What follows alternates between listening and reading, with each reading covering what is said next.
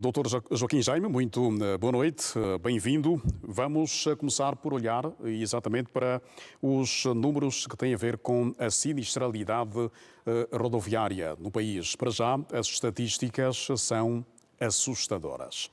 Boa noite, José Eduardo. Boa noite, sensível aos nossos telespectadores. De facto, há cerca de 14 anos que tem-se feito estatísticas sobre a sinistralidade rodoviária e desde então que a sinistralidade rodoviária se constitui na segunda causa de morte, com repercussões econômicas, sociais muito grandes. Portanto, é uma questão que preocupa a sociedade angolana e as autoridades e, por conta disso, há da parte do Executivo um plano que visa, então, a redução da sinistralidade rodoviária, que é um instrumento multissetorial com envolvimento dos mais diversos departamentos ministeriais. Gostava de pedir a Regi, que é para colocar aqui a nossa primeira apresentação, onde trazemos os números da sinistralidade rodoviária dos últimos 6 anos. Como podemos aqui observar, no período de 2018 a 2024 foram observados cerca de 83.759 acidentes, que resultaram em 18.556 mortes e 96.769 feridos. Dizer que o número de mortes nos dados consolidados, ele pode não ser só este, porque há aqueles indivíduos que chegam a morrer como consequência dos acidentes, 1 mês, 2 meses, 3 meses, 4, 5, 6 meses depois. E, no entanto, esses números podem não ser aglutinados a esses números das estatísticas sobre a sinistralidade rodoviária. Temos aqui dois anos que são distintos. 2020, em virtude das restrições na locomoção das pessoas, em virtude da Covid-19, tivemos uma interdição, passa a redundância, que fechou-se Luanda, começou-se a fechar as províncias de um modo geral, e isso pressionou a sinistralidade rodoviária para baixo. Mas 2023, temos aqui um pico que começa em 2021, com 14.429 acidentes rodoviários, que resultaram imediatamente em 3.121 mortos. Mas aqui vemos que 2024, que apesar de ter assistido uma redução de 2.000 e poucos acidentes, ainda assim, do ponto de vista das mortes que resultam dos acidentes, quase que não houve qualquer alteração, apenas diferença de um morto, o que justifica que a média diária de mortes por acidente em 2024 esteja muito próxima do pico máximo que foi de 2023. E qual é a conclusão que se tira desses números? É que, apesar da redução extraordinária que houve aqui, por conta de um conjunto de medidas que a Polícia Nacional tem estado a levar a cabo, com a instalação de radares, operações que é para medir o nível de álcool no sangue dos condutores, há um conjunto de medidas que estão sendo adotadas em virtude da aprovação em 2023 da estratégia para fazer o enfrentamento. Quer dizer que os acidentes em 2024 foram mais mortíferos na comparação com o ano de 2023. Vamos verificar que é a segunda média mais alta que nós temos nos últimos 7 anos. Por favor, a segunda slide. Mas ainda assim, esses números, como disse, eles podem não refletir a totalidade das vítimas da sinistralidade rodoviária. Por exemplo, tivemos aquele caso na Serra da Leba. Não queremos que volte a morrer alguém por conta daquele acidente. Estão sendo assistidas no hospital e, eventualmente, apenas um exemplo, né? Alguém pode vir a falecer como consequência daquele acidente.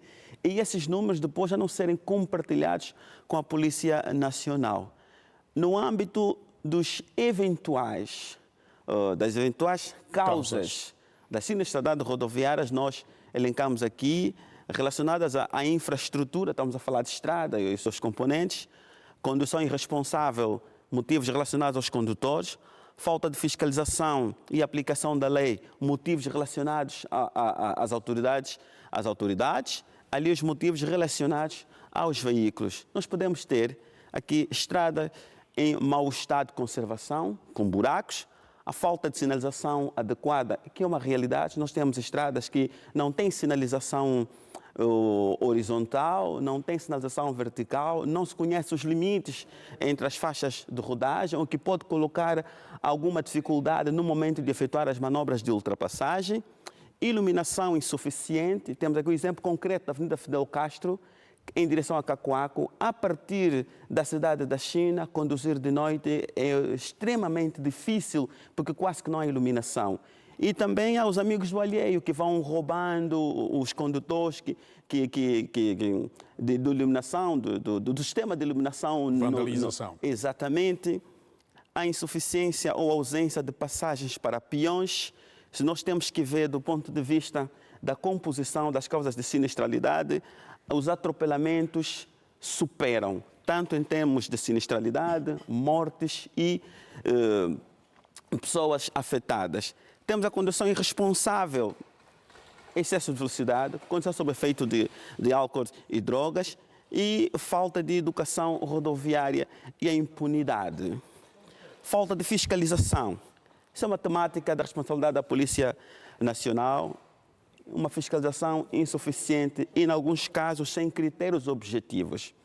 A gente às vezes verifica um condutor que está a andar mal, notadamente violando as regras básicas de trânsito, mas quem está a fiscalizar decide até interpelar quem está a andar dentro do limite de velocidade, tudo conforme as regras. E às vezes quando nós questionamos, por que me parou, por favor? Estou a trabalhar. E vemos carros em mau estado técnicos, motoqueiros sem capacetes. A circularem. E parece que aquilo não importa quem está realmente a fiscalizar, porque os números provavelmente não dizem muita coisa. Os motivos relacionados ao estado técnico dos veículos e fatores humanos. Vemos muitos carros que não deviam estar nas estradas, mas ainda estão a circular. As inspeções técnicas regulares ainda não são efetivamente um facto bastante concreto, apesar de ter sido inaugurado no Palanca, o Centro de Inspeções, mas ainda não são uma realidade com a devida contundência que se exige. Há também o caso de cansaço e falta de atenção. Sobretudo, nós vemos aqui os condutores de táxi por aplicativo, que entram na via às 4 horas e estão até meia-noite. A questão a conduzir com o telemóvel à mão, por exemplo. A questão a conduzir e querem fazer outras coisas. Aquelas pessoas sem atenção durante a condução e a falta de atenção, que não se confunde com a distração. E aqui, para não apresentar apenas um cenário catastrófico, também decidimos trazer aqui aquilo que são as nossas propostas de solução. Melhoria nas infraestruturas rodoviárias não é responsabilidade da polícia. Nós temos um ministério que é responsável pelas obras públicas, temos governos provinciais, temos administrações municipais que podiam poupar muitos milhões de kwanzas indo fazendo determinadas campanhas de tapa-buraco. Nós vemos buracos que iniciam pequeninos, depois transformam em grandes crateras. Se quem tem a responsabilidade de fazer a manutenção das vias em função da tipologia, se é uma estrada nacional, interprovincial, intermunicipal ou municipal, efetivamente começar a prevenir a partir dos pequenos buracos. Reforço da fiscalização e aplicação da lei. Aqui já é responsabilidade da polícia. Educação rodoviária é multidisciplinar. Começa em casa, na igreja, na família, na escola. A comunicação social aqui também tem essa responsabilidade, que é para a educação rodoviária. E até podia-se começar a aprender na escola, no jardim de infância, na creche, começar a educar. É o que alguns segmentos defendem. Exatamente. Ter a consciência que a estrada é de utilização comum e que o meu direito a utilizar a estrada não pode se transformar num perigo do direito dos outros. Maior rigor na formação dos condutores. Vemos pessoas que vão apenas fazer os exames, não põem o pé na escola, não têm a mínima ideia como é que se processam as coisas. Maior rigor na investigação e análise dos acidentes. O que é que nós temos estado a constatar? Sempre que ouvimos alguém a se pronunciar sobre os acidentes, existe uma fórmula preconcebida. Excesso de velocidade, estado de embriaguez. Nunca é responsabilidade das infraestruturas. Mesmo que for uma estrada escura, sem sinalização, com um buraco, a culpa é sempre do automobilista que anda a excesso de velocidade em estado de embriaguez. Daí que é importante que se imprima maior rigor na investigação e análise dos acidentes. Só indo ao detalhe e ao pormenor sobre a informação dos acidentes é que se conseguem avançar com medidas específicas. Por exemplo, lendo o documento, esse que eu disse, a estratégia para o enfrentamento à segurança rodoviária, há um mapeamento extraordinário sobre os troços por províncias onde ocorrem o maior número de acidentes. Mas como eu gosto de estatística e indo para a questão analítica, a estatística tem que ser mais ao detalhe. A que hora ocorrem os acidentes? Tipo de veículos? Como é que está a estrada onde ocorreram os acidentes? Por género, faixa etária. A faixa etária que está lá na estatística é assim muito aglutinada. Dos 16 aos 46 anos, sem muito detalhe sobre os intervenientes. Então, a capacidade de ir ao detalhe estatístico sobre os acidentes é uma ferramenta poderosa que é para poder se aplicar de modo muito concreto medidas que visam, então, o enfrentamento à sinistralidade rodoviária, porque isso também é uma condicionante para o nosso processo de integração regional aqui a nível da SADC. Muito bem, doutor. Vamos agora olhar para a informação além fronteiras, esta que está a dominar a atualidade hoje.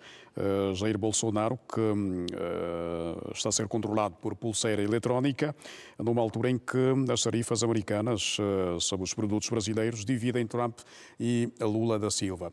Em instantes, eu fiz também aqui referência a mais uma medida dos Estados Unidos e desta vez contra os que estão diretamente ligados ao STF. É uma medida, é clara, interferência nos assuntos internos do Brasil, uma violação às regras do direito internacional público, ao princípio da não interferência nas questões internas de outros Estados, ao princípio do respeito à soberania, e o respeito à soberania inclui também o respeito às instituições que administram a justiça. De facto, Jair Bolsonaro, já em 2023, foi considerado inelegível por 8 anos até 2030. 2024 surge uma nova acusação de tentativa de golpe de Estado, porque todos os elementos probatórios colhidos em sede de instrução apontam para isso, que ele reuniu a inteligência brasileira, as Forças Armadas, a Marinha, a Força Aérea, no sentido de impedir que Lula da Silva tomasse posse, porque ele venceu no segundo turno o Jair Bolsonaro. Também foram articuladas possibilidades de atentar contra a vida de Lula da Silva e o juiz, que é o ministro do STF. Uma outra manobra tinha sido implementada no sentido de impedir que os votantes de Lula da Silva pudessem aceder às urnas eletrônicas. Portanto, a posição de Donald Trump é uma violação claríssima do direito internacional público. Essas tarifas de 50%, elas são politicamente motivadas, até porque nas relações comerciais entre os Estados Unidos da América e o Brasil, há uma vantagem, há um superávit melhor da parte dos Estados Unidos da América. Quer dizer que os Estados Unidos vendem mais do que compra para o Brasil. Mas também temos que ver que existe uma relação de muita cumplicidade entre essas duas economias. Os Estados Unidos da América é o segundo maior mercado das exportações brasileiras, mas representa apenas 1,78% do PIB brasileiro. O Brasil está a fazer aquilo que mandam as regras do comércio internacional. Primeiro, apresentar uma carta de protesto à Organização Mundial do Comércio. E, enquanto isso, o Itamaraty está a tratar de resolver a questão diplomaticamente com o Brasil. Se todas essas questões, esses instrumentos, melhor, de resolução pacífica do conflito, não surtirem os efeitos desejados, aí sim o Brasil vai aplicar a lei da reciprocidade, que já foi recentemente regulamentada, que diz que o Brasil, numa circunstância como esta, tem o direito de responder à medida, tal como a China fez. Donald Trump avançou com a China respondeu, avançou com a China, respondeu. E a China não parou, até que Trump viu-se obrigado e pressionado pela economia norte-americana a negociar com a China, encontrar então o meio termo. Provavelmente é isso que vai acontecer na relação Estados Unidos da América e o Brasil. E Trump, para além das sanções aplicadas ao ministro Alexandre de Moraes e seus pares, o seu agregado familiar, também já pensa na possibilidade de aplicar sanções à indústria militar brasileira, sobretudo à indústria aeronáutica. Não podemos esquecer da tentativa que houve de Jair Bolsonaro vender a Embraer para a Boeing. Parece que o desejo mantém-se em pé. Doutor Joaquim Jaime, muito obrigado por mais uma prova dos 9. Nós contamos tê-lo na próxima semana. Muito obrigado. Boa continuação. Boa noite. Seguimos agora com outras da